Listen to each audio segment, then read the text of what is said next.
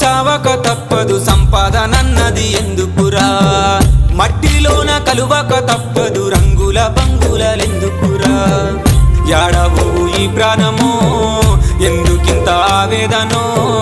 కాలిపోయే ఈ కట్టెకే కక్షలంటూ ఎందుకురు యాడవు ఈ ప్రాణమో ఎందుకింత ఆవేదనో కాలిపోయే ఈ కట్టెకే కక్షలంటూ ఎందుకురు పుట్టినోడు సావక తప్పదు సంపాదనన్నది ఎందుకురా